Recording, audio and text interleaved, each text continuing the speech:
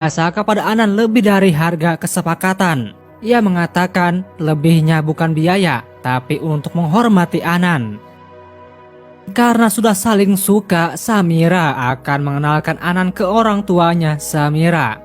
Hal yang begitu mengejutkan, ternyata ayah Samira ialah Faida yang sangat membenci Anan.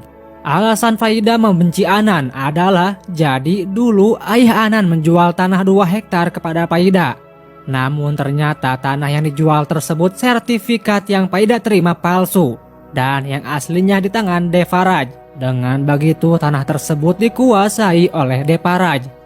Dan mengapa dulu Faida menyarankan Anan menjual saham bukan malah menyerahkan properti?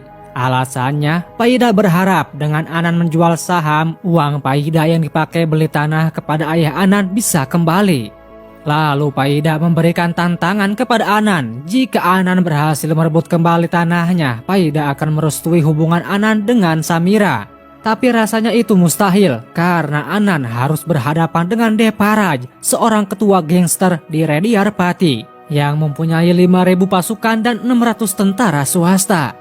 Merasa tertekan, Anan menerima tantangan tersebut. Anan akan mengembalikan tanah Faida dari tangan Devaraj dalam waktu 1 bulan. Jam 12 siang tepat tantangan itu dimulai. Semua itu bukan hanya semata soal restu hubungan, tapi untuk mengembalikan marwah ayahnya. Lalu Anan meminta bantuan kepada temannya, di mana temannya menyarankan Anan untuk menukar dokumen sertifikatnya. Karena ia kenal betul dengan saudara iparnya Devaraj yang akan membantu Anan juga. Meskipun keberatan, Anan pun bersedia dengan saran temannya itu. Lalu Anan pergi ke Rediarpati ditemani Parandamaya. Setiba di sana Anan melihat jalan berlubang yang sangat membahayakan.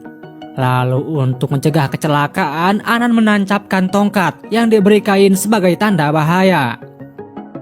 Anan ke sana berniat menemui saudara ipar Devaraj. Dari informasi Anan yang ia terima, Anan telah tiba di kediaman saudara ipar Devaraj. Di sana Anan menjelaskan kedatangannya, bahwa dulu ayahnya menjual tanah ke temannya, namun sertifikat aslinya ditahan oleh Devaraj. Anan meminta bantuan untuk membujuk Devaraj dan menukarkan sertifikat palsu yang ia bawa dengan aslinya yang dipegang oleh Devaraj, karena tanah itu milik Faida.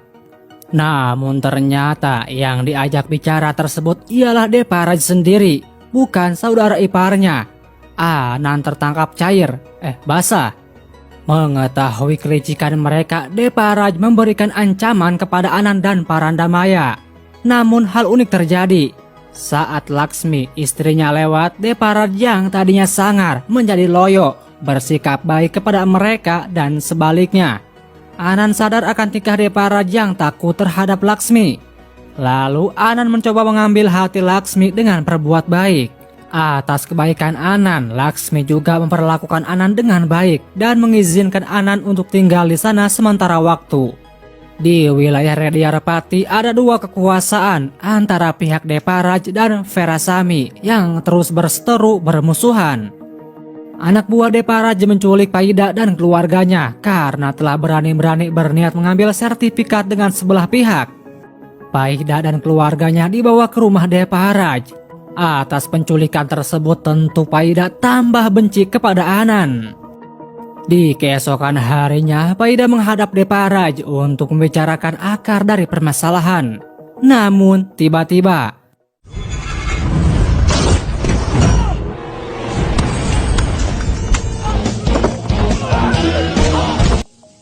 ternyata tangan kanan Devaraj dan sebagian anak buahnya seorang pengkhianat yang ada di pihak Verasami. Namun untungnya di sana Anan melindungi Devaraj dari para pengkhianat tersebut. Talam adik ipar Laksmi bernama Badram datang untuk membicarakan pertunangan dengan Pali adik Devaraj. Meskipun ganas, Devaraj luluh di depan Laksmi. Alasannya bukan karena takut, tapi karena rasa sayangnya yang begitu tinggi kepada Laksmi. Karena dulu Laksmi meminta Devaraj untuk meninggalkan kehidupan gangster jika ingin menikah dengan Laksmi. Devaraj sangat berterima kasih kepada Anan yang telah melindunginya. Deparaj menanyakan apa yang Anan